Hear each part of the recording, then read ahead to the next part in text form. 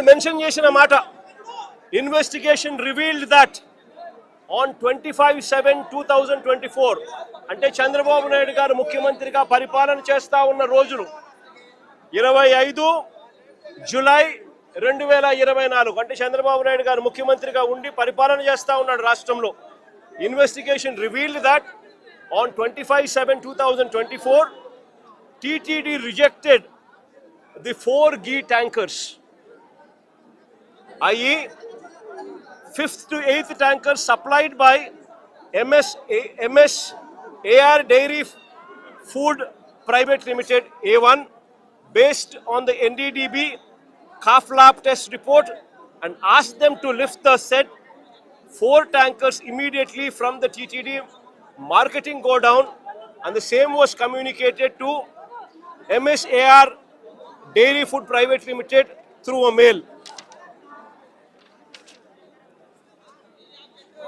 అదే page number 64, అదే charge sheet, CBI వేసిన ఛార్జ్ షీటు పేజ్ నెంబర్ 64 దాన్ని కొనసాగిస్తూ instead of directing the rejected 4 tankers of MS AR Dairy Food Private Limited, they directed the 4 drivers to MS Shri Vaishnavi Dairy Specialities Private Limited to conceal 4 rejected tankers.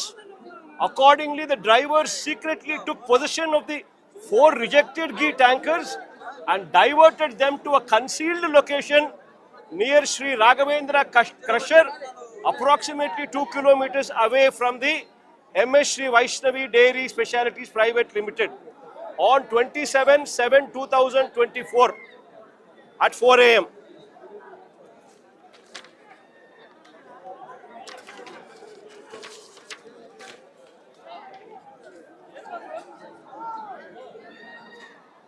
Charge షీట్లో page number 44 further the adulterated ghee in rejected 4 tankers of MS AR Dairy Food Private Limited were resupplied to the TTD in the supply orders of MS Shri Vaishnavi Dairy Specialities Private Limited, and TTD accepted the same. అంటే టీటీడీనే చంద్రబాబు నాయుడు గారు ముఖ్యమంత్రిగా ఉండగా ఇది CBI charge షీట్లో mention చేసింది.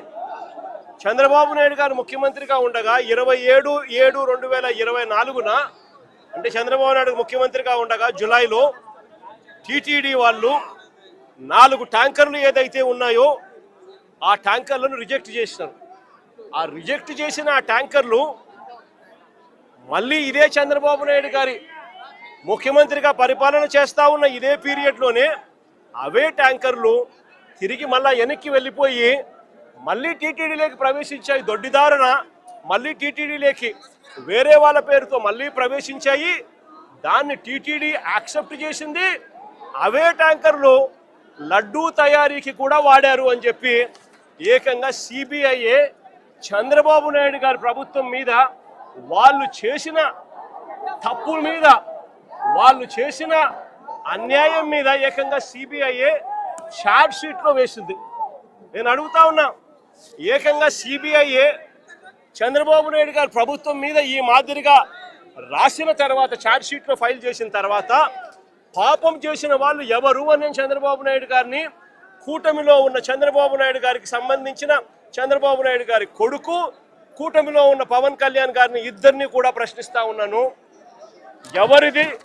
ఎవరు పాపం చేసిన వాళ్ళు అని చెప్పి నేను ఈ సందర్భంగా అందరినీ కూడా ప్రశ్నిస్తా ఉన్నా.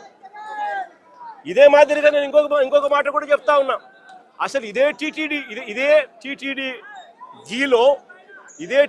గీలో ఎవరు చెప్పారండి దీంట్లో జంతువుల కొవ్వు ఉందని, గొడ్డు మాంసం ఉందని, పంది కొవ్వు ఉందని, చేపల నూనె కలిసిందని ఎవరు చెప్పినారు? సిబిఐ చెప్పిందా?